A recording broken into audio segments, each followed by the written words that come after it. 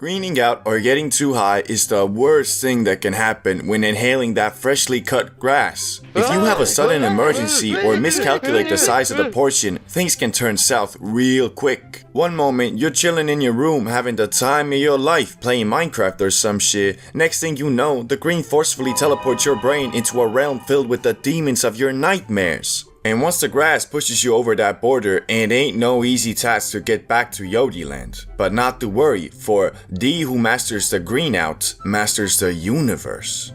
Okay, well that's kind of an overstatement, but nah, for real, if you want to learn how to never green out again, then you're in the right place. Cause being that I do have a PhD in spliff rolling, a master's degree in avoiding bad trips, and a bachelor's in high thoughts, I am more than qualified to teach you the ways of the Za. First things first, what are the symptoms of feeling too high? Well, the Cambridge Dictionary describes greening out as greening out is a term described as being so goddamn high that you start tweaking like a schizophrenic that hasn't taken his pills for a week. The symptoms of this state include dry mouth, anxiety, paranoia, thinking of that one time you should have done that one thing a little bit differently, etc. As we can see, greening out is obviously not a pleasurable experience, and to know how to counteract this phenomenon, we must analyze the three main types of greenouts. Number 1. The pure Kush Coma greenout. Starting with the good old Kush Coma. Being one of the most commonly occurring greenouts, it can be caused by many factors like overestimating your tolerance, smoking an unexpectedly strong strain, or the one I have seen the most,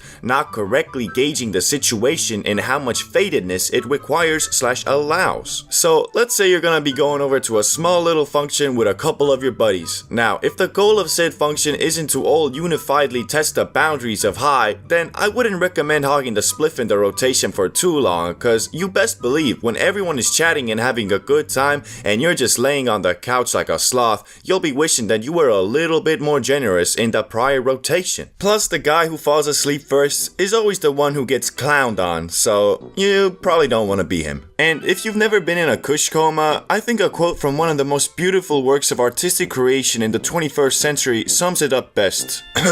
It's the blunt after blunt rotation. Now I'm in a Kush Coma off the OG aroma, and my brain going on vacation. Kush Coma, Kush Coma. I am in a Kush Coma. Beautiful. Anyway, let's move on to the second type of greenout, which is number 2, the random anxiety greenout. Now, this is the traditional paranoid greenout. It can be triggered pretty much whenever. I mean, really, sometimes the green holy plant just feels like messing with you and decides to do something like this. Oh boy, I'm excited. Can't wait to just lay down and have a good old time. A few moments later. Hey, remember that cursed movie you watched as a kid? Yeah, that was stupid. Yeah, it was. But you're enjoying this Zaza too much lately, so I'm just gonna make your brain think that it was real, so you get real spooked and can't sleep all night. That cool? What? No! Okay, bye. So, as you can see, these are kind of the worst, as there's no real counter for when the grass decides to screw with you. The only thing that can at least help prevent this from happening is your experience as a blazer, cause at some point, you get used to the occasional mind tricks of the Za. Anyway, let's move on to the last and rarest one. Number 3, the situational greenout. Even though this one doesn't happen often because most people who decide to get faded into Universe 7 plan out a safe area where they can enjoy the grass in comfort. All that being said, however well you plan, there is always the chance of an urgent mission popping up. And I mean, what can you really do when, I don't know, your homie's about to be jumped by a ragtag bunch of 13-year-old UK roadmen? The only correct answer is you gotta get your baked ass up from that couch you've melded with, pull up on the situation, and handle it like a man. Could you guys stop calling my friend the waste man, whatever that means? Man, shut up, blood, before you get chinged by the mandem, plotty waste man in it. What? I'm not a waste man, okay? And I can see we're not getting anywhere, so I'm gonna go now.